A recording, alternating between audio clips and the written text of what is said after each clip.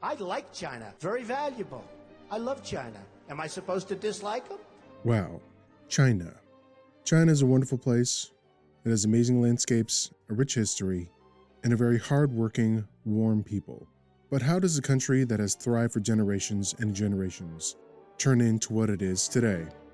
To understand modern China, we don't need to go back extremely far.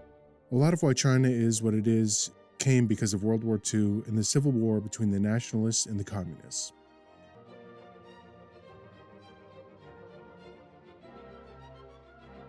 During the conflict, the nationalists were winning most of the time, forcing the communists to participate in a migration to different remote parts of China.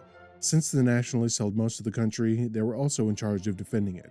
And since this was during World War II, they were having a pretty hard time fighting the Japanese.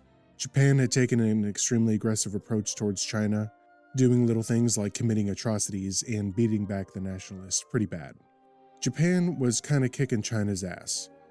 And it got so bad that the US and the Soviet Union asked the communists and the nationalists to please get along for the time being, at least until World War II ended. So World War II ended, and then they kept fighting.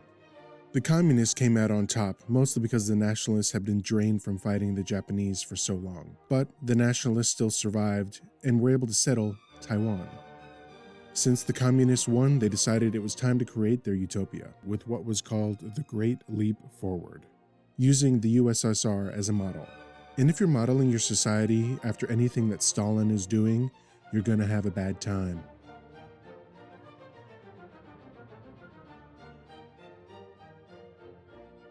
Mao started in 1953 by having communities come together to get them used to the concept of communism. He slowly started having 5 to 15 households come together. They were called elementary agricultural cooperatives.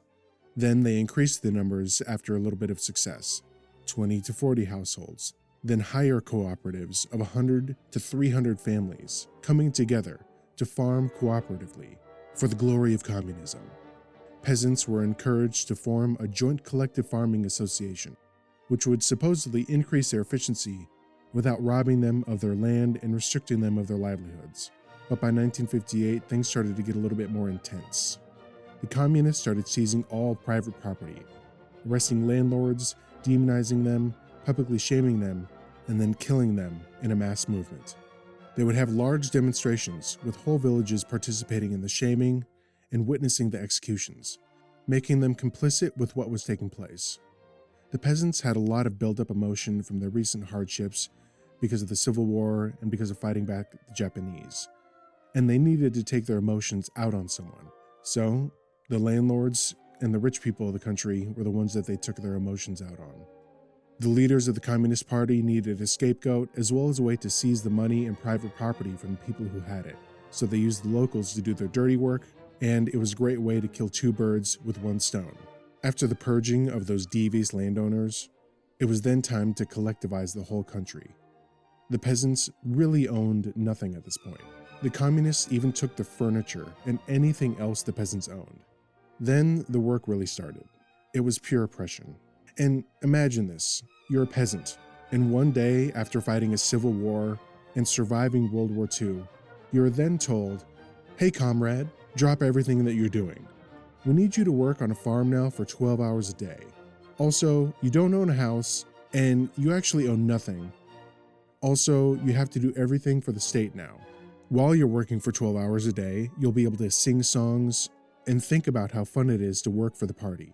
If you don't want to work, then, we might have to beat you and or kill you, depending on how we're feeling that day. Welcome to the new paradise. The communist utopia is here."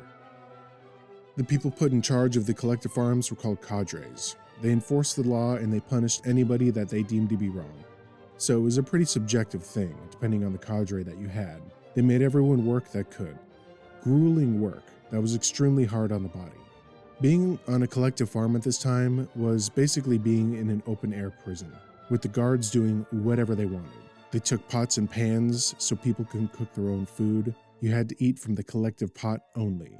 They separated men and women, so, if you and your girlfriend wanted to meet up, you had to do it in a field. It was a very rough environment, and Most of the peasants did not have a good life during this time. But the cadres had plenty to eat, and they did whatever they wanted. At first, things were okay, and people thought, wow, the communist utopia really is here. Unfortunately, though, due to weather conditions and people not having an understanding of industrial farming, crops started to diminish substantially. Many of these people had farming experience, but farming for a family is much different than farming for a country.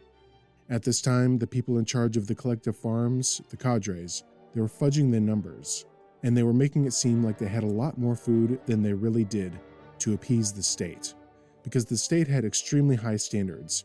And of course, the state believed in communism, the one true form of government, and there's no way that it couldn't work. But everyone knew that it was a lie, but no one could say it out loud, because if they did, they would be speaking against the system, against the party, and therefore speaking against Mao. They all kept pretending that everything was fine, even though many people were already starving at this point. The government would rather let millions suffer than acknowledge that their system was faulty. This is a huge problem for China even today. No one can point out the elephant in the room because it is seen as disruptive. No one wants to rock the boat. Another reason people didn't have enough food during the Great Leap Forward was, even though literally everyone was farming, it's because China was in debt to the Soviet Union. Right before the Great Leap Forward, there was a meeting that Mao had with Stalin. Mao let his country go into debt with the Soviet Union in order to start the communist utopia. And the Soviets had the Chinese pay the debt with food and goods. And the Soviets decided to collect the debt when food production was starting to slow, leaving the Chinese farmers with basically nothing. People were starting to get pretty upset with the government and this whole system. And Mao was also very upset that people couldn't work without food. So Mao made up a list of reasons why things were so bad. One of them was sparrows. Mao claimed that all the seeds were being eaten by sparrows. So Mao, the genius that he was like, hey man, just kill all the sparrows and the crops will be good. But all that did was kill sparrows and allow crop-eating bugs to flourish, making the crop yield even smaller during a time where people were already dying of starvation. Food was short already, but what Mao did next really sped up the whole starvation thing.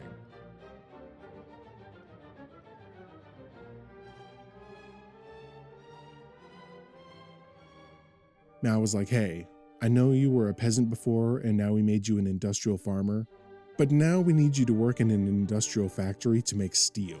We know you're uneducated and you don't know how to make steel, but don't let that hold you back. Let the power of communism guide your hand while you're pouring this molten steel. Turns out, no matter how powerful you believe in communism, that doesn't improve your steel production. During this time, the quantity of steel was deemed as insufficient, so they had all the peasants that were farming join in on making the steel production. The peasants made small blast furnaces out of mud and hair. Nice. In order to help make the steel. So all the peasants who were supposed to be farming neglected the farming to make steel on orders from the great leader. They melted down all their pots and pans, not like there was any food to cook anyway, to increase production. As you can imagine though, a makeshift mud hair furnace in a field did not create a good product. All of the steel that was produced, even the steel in factories, turned out to be useless because the people making it had no idea what they were doing.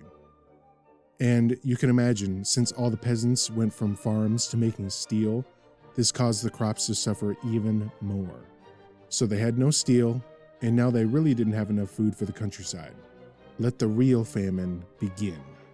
Keep in mind, they were worked 24/7, non-stop. Many of them worked to death in the name of progress. But less people meant less mouths to feed.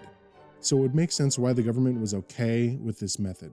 Increasing production, lessening the population, more food to go around. Because God forbid you actually, tend to the crops and grow enough crops to feed people. Let's just work them to death so we have to feed less. Fantastic idea. Communism in action. Turns out this was the actual plan of Mao. In a top secret document that was discovered, it showed that Mao's plan was to starve the countryside peasants to feed the cities. It was also discovered that one of the main reasons for the starvation, other than crops being scarce, was that the government kept the food that they had stored from the peasants. The government was literally keeping food away from their starving population. Mao was quoted as saying in this document, "It's better to let half the people die so the other half can eat their fill." In Mao's eyes, some people were just more equal than others. So in reality, they did have enough food to feed the population. It maybe wouldn't have been as much food as everybody wanted, but they at least would have been able to feed everybody. Rather than do that though, Mao opted for killing half the population so the other half could live comfortably. Fantastic. The communists literally used the lack of food and their hoarding tactics to cull their population. That is one way to do communism. And this is how the Chinese did communism. Millions of people held hostage by their own government, a population with no power being killed and used as slaves for the betterment of an idea. The idea of communism. An idea that was never rooted in reality. An idea like this can only be called a fantasy, yet they kept believing in it, or saying that they believed in it. Mao and those at the top were the ones who benefited, and yeah, whether or not they actually believed in the idea of communism was completely unknown and honestly didn't matter. This again is a reflection of China today. The current president, Xi Jinping, whether he believes in communism or the party or whatever, he is the main beneficiary of the system, while many people suffer to keep the system going. Factory workers work to exhaustion and even to the point of ending their lives, with other people put in charge of those lower level workers to keep the system going, benefiting, abusing, much like the cadres in charge of the collective farms. They determine the fate of those who produce, and there's no repercussions for them. Not only do the Chinese people suffer, but sometimes other countries and the rest of the world suffers from this production that China is doing. China has no environmental regulations. They do deep sea mining without any regard of the environment. They steal fish from other countries' seas, and they basically do anything in the name of progress. But back to Mao. After the Great Leap Forward was in full swing, people dying and living in abject poverty while those in power ate fat and threw parties, Mao ordered production to be increased by 1/3, basically telling the peasants to magically increase their yields. Mao's defense secretary pleaded with him to change what was going on in the countryside. But Mao was like, "How dare you?" and he had him fired. The regions where the famine was worst were also cut off from the rest of society, so no one knew about the extent of the issue. The famine was so bad that at one point there were acts of cannibalism recorded in certain provinces. These were mostly small cases where people were eating their relatives who had just died of starvation, but if you have to eat your relative who died of starvation so you don't die of starvation, means the system ain't working. Not awesome. The only thing to stop the famine was in 1961 when a new president was elected by a section of the government separate from Mao's power. He put a stop to the collectivization, implemented free markets, and privatization of farms once again. Dirty, disgusting capitalism at work. This had a very positive effect for the people who were starving, but Mao did not like that. How dare those people have food? So to regain power, Mao implemented a huge campaign of brainwashing the youth. This came to a head and was called the Cultural Revolution.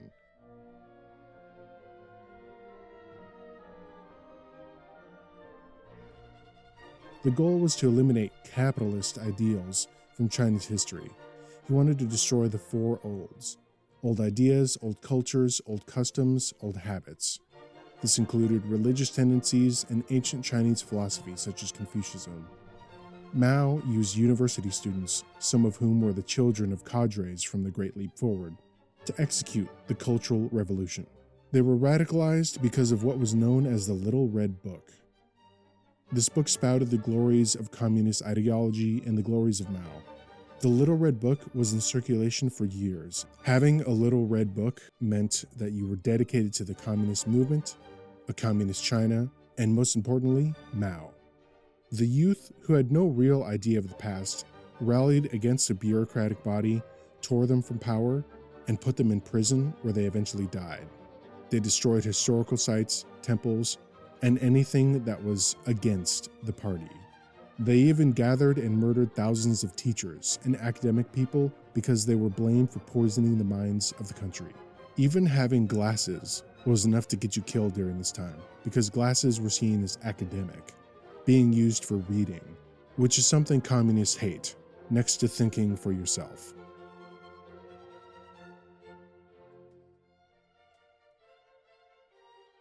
Once the second purge took place and peace was restored, Mao took all the credit for ending the famine that he created. Because of Mao's implementation of communism with the Great Leap Forward, between 30 and 45 million Chinese died, either due to mass starvation, execution, or forced labor. Because of Mao's cultural evolution, 1 to 2 million Chinese were also killed, either from execution or imprisonment, pushing China into the future while simultaneously being one of the most prolific mass murderers in human history. He also allegedly never bathed or brushed his teeth, so that is also horrible. China today still refuses to recognize the issues concerning Mao.